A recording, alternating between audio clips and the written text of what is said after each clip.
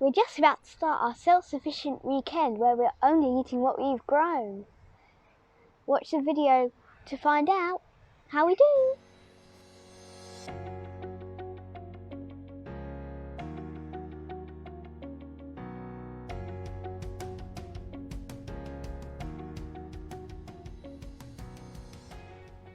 So here we are, Saturday morning breakfast. I've gone through what we've got for a smoothie, or what I've put by for a smoothie today. And we've got carrot, beetroot, some red fruit. There's gooseberries, raspberries, alpine strawberries, and a couple of normal strawberries. They have gone over now, our strawberries. And a little bit of spinach. I've got more spinach in the freezer which I can add to it. I think this is only going to be enough for Rose, but Nick and I can have scrambled egg and spinach or something like that. He's in the bath, but Rose is starving, so we will let's smoothie this, blend this up, and see how we go along. See what she thinks of it.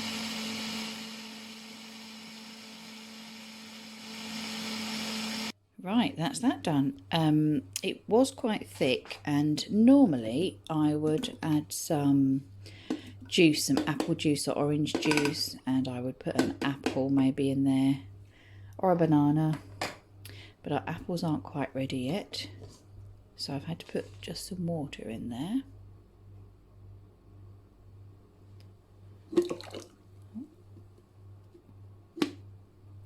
That came out faster than I thought. So let's have a little try.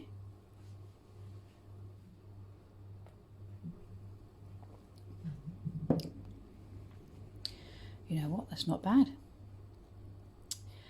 I think I should have maybe put some ice in there to make it cooler, but let's give Rose a go. Here we go, first self-sufficient breakfast, a lovely smoothie.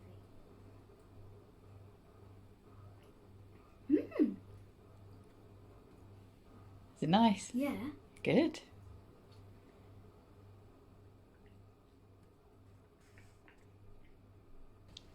And here is our breakfast. And we've got scrambled egg with some mixture of spinach and chard and beet leaves all mixed in, and I've put some of the alfalfa on the top.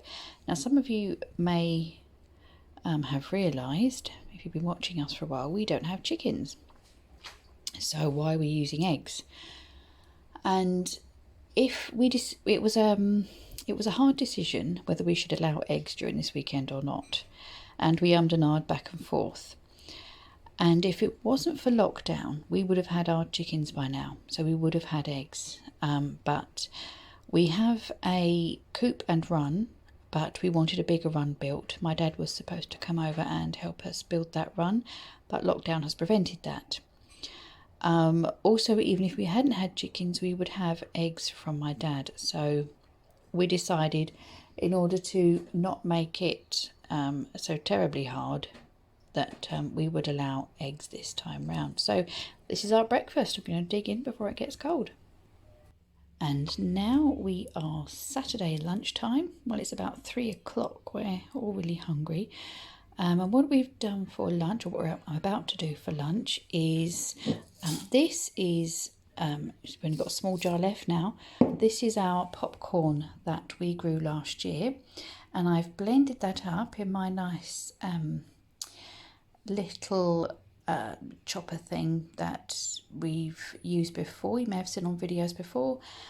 It did a great job, but unfortunately it started smoking, so I might have put it through its paces a bit too much. But what I did was I ground it down into like a cornmeal type, and added salt, a little bit of olive oil and some water, and I've just made, very roughly, some balls. I'm going to put these in the fridge for a little bit, and then you flatten them and cook them on a only very slightly oiled pan for about a minute each side, and there you have your own tortilla chips. So let's I'll put those in the fridge, and to go with it we've just chopped up some veg and some cucumber just to try and make a kind of salsa type thing without tomato. For me, it really looks like it's missing some red and some yellow stuff. We're all very much eat the rainbow. So anyway, that should be enough for hopefully for the three of us. I'll only take a little bit. I've got some pickles which Nick and Rose don't like, so I can always have some pickled beetroot or pickled cucumber. So we'll put that together. Right, let me show you what's going on here.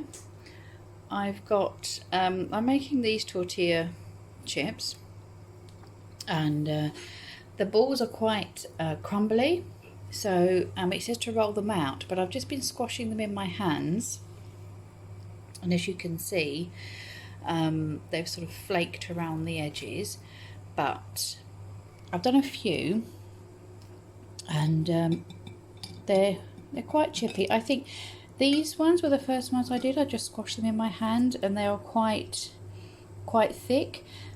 So what I've been doing now with these ones is I've squashed them, I've put them in, and then I push them down with the back of a teaspoon to really flatten them before they harden, because they do harden. And I have tried one of these, and despite being thick, they do taste like a Dorito. They might not be triangular shaped, but yeah, there's only a little bit of salt in them, so I think we might pop some salt on the top, but we'll just let the individual choose that. What I might do with some of those is I might go and chop up some rosemary, and just as I'm putting the individual balls in, I'll add a little bit of rosemary to some of them, just to give a bit of extra flavour. I just quickly want to show you Rose's lunch. Nick's got the same, so I'm just about to take that into her very quickly while I'm still batch cooking mine. I'll show you mine when it's done. And here is mine ready to eat. I've got chili pickled beetroot and a rosemary pickled baby cucumber. Rose says, can we have it again tomorrow? And Nick has come out to make himself some more. So I think it's a thumbs up all round here. Well, surprise! Saturday night dinner was nothing. We were all so full up from those taco crisps, whatever they were called, Dorito type things. Even Nick and even Rose. I mean, it's not unusual for me only to have 2 meals a day, but those two, they like their food. And we're also stuffed. So here we are, and the observant among you will see this is not our plot. Here we are on Sunday. It's nearly midday actually, and I'm only just getting hungry. I haven't had any breakfast. Nick and Rose had some breakfast, and this is what they had.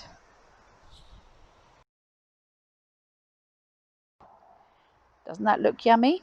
I had this myself on Friday as a test. Nick was particularly concerned about what we were going to be having for breakfast during this self-sufficiency weekend, as he normally has cereal. So that was what Rose and Nick had today, declared very delicious. And here, so we've just popped down here, this is Liz and Julian's plot. They're new to our allotment this year, and they've done a great job. So hello to both of you if you are watching this. They're on holiday at the moment, so we are looking after their plot. And I have noticed they've got some big courgettes, and they did say take anything that is going to get too big or going to go over while they were away. So I might take those courgettes, because they're going to be marrows by the time they get back, and we will have them for our lunch. I think we've got a courgette coming, but there's ahead of ours, so that's good. So I shall take those, and then we will do some watering, and then we will go and see what we've got on our plot. Right, so I've harvested some of our beans and we've got the yellow courgette from us. And now looking at this bed, these onions, they've started to fall over and they are massive. They've not gone brown yet, but they've started to. Over there, they're my Romanesco that really need to go out. So I'm going to pull these onions up and we can have one of these with our dinner, and I'll set the rest for drying. There's smaller ones at the back. I'll see how I go. Right, let's get cracking. Now look at these beauties. Absolutely gorgeous. Nice and shiny. They've done really well. There are a few that are still a bit small, that you can just sort of fertile around and see, you know. So I'm going to give them a bit more of a chance to grow. So I've got this half of the bed. Actually, there's not too many weeds in here. You can see I did intersow some lettuce for them to fatten up a bit, and hopefully these will fatten up before the Romanesco take over. So I'll put a few in here. It'll get a couple in the ground anyway, and then I will go and have a look at the next bed over. Right, I've gotten them in.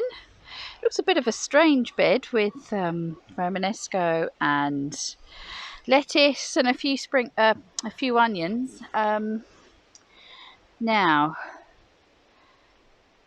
they are not greatly spaced. I mean, there's a Romanesco over there that's right next to the onion, but the onions will be coming out in maybe a week. So so that's that. They'll have to just be neighbours for now. That'll do.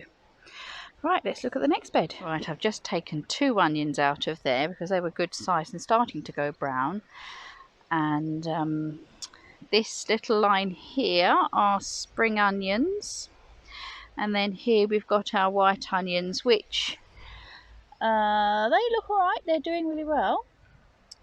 Not bending over, not showing any signs of going brown. So I'm leaving those. We don't need the space right now, so we can leave those. That bed has had a good water. Nick and Rose are doing the watering. And you can water this bed, darling, please. And then I'll go and check Rose's plot. Have a look at the tomatoes, see how they're doing. Right, I just wanted to show you our apples that are coming. They're doing really well. Whoever planted these was really thoughtful, because we've got these that are nearly ready. A few more weeks. And then we've got this apple tree here, which is after it. That one there I think is a cherry. All our cherries have been eaten this year. And then we've got Rose's new apple there. So this one is a new apple, that one is a new cherry. That one, I can't remember what that one is. Cherry. And that big one at the back, that is a plum, and we didn't get any plums this year either.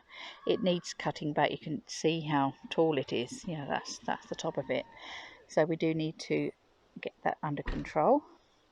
Right, now, oh, I've just seen baby apple. So we have got some coming on that one. I do like walking through the orchard to get to our tomatoes. And they're doing really well. What a lovely sight. I just wanted to show you one of our cat-faced ones in here. Do you see that? So this is where the flowers grow together. It's called fasciation. And can I get the angle?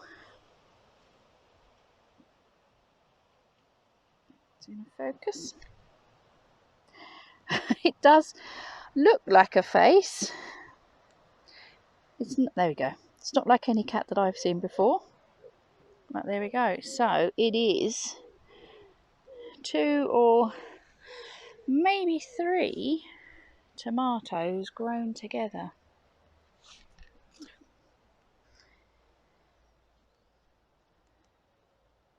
There we go. They look really strange. The others are okay. They're doing okay. We've got some on here. They're looking good. And we've got some bigger ones over here. Oh, another cat-faced one. With some normal ones underneath. Now with the cat facing, it can be quite tough in the middle.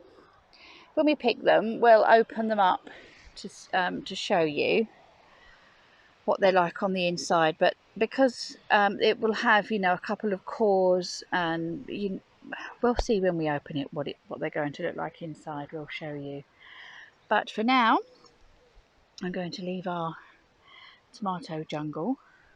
Actually, I'll just give you a quick update on our sunflowers. Here we are behind the greenhouse. They're looking really well. How many have we got here? 1, 2, 3, 4, 5, 6, 7, 8. They're doing well. Hopefully that will make a nice display when they come out. Pretty up the back. And here is our artichoke doing well. Still got to find a place to plant out the others. But, let's go and see how the grapes are doing. Roses, raspberries, the comfrey. We could cut that back now, make some more comfrey tea. And here's our grapes. Oh, they're not doing so well as the other ones. Nothing else on these, but let's go and look at the found grapes. And these are ironically doing better. Lovely. They're not as nice as Mick Derbyshire, but as you can see, the vine just goes into this undergrowth. So we've adopted it. There we go. Certainly not able to eat now, and my tummy's rumbling, so let's go home and get some lunch. So here's what we've harvested just now, and I'm going to put some potatoes with it and mix them all up and roast them, and I think we'll have some kale or some cabbage on the side. I'm glad we've got the yellow. Do you like eating the multicolours? So let's get cooking. Here we go. Look at all those. Doesn't that look lovely?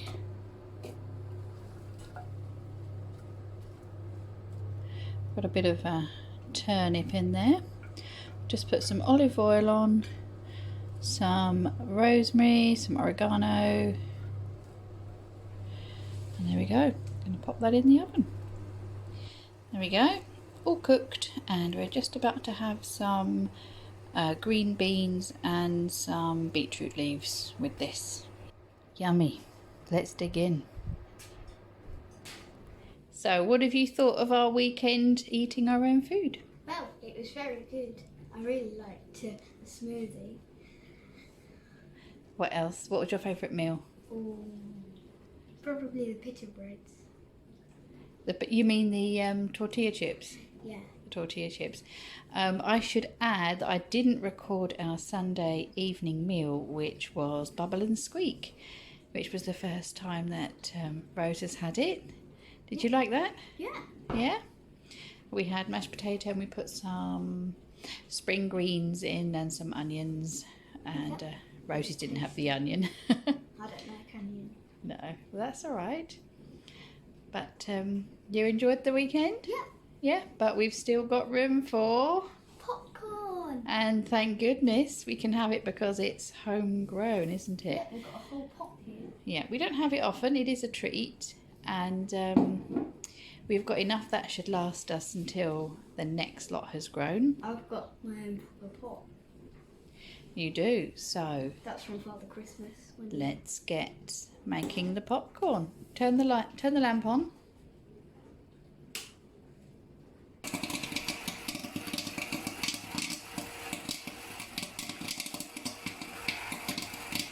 I hope you have enjoyed watching all our videos, and especially this one where we have had all our self-sufficient meals. It was good fun eating them and trying out new things. Thank you for joining me. I'll see you next time. Bye!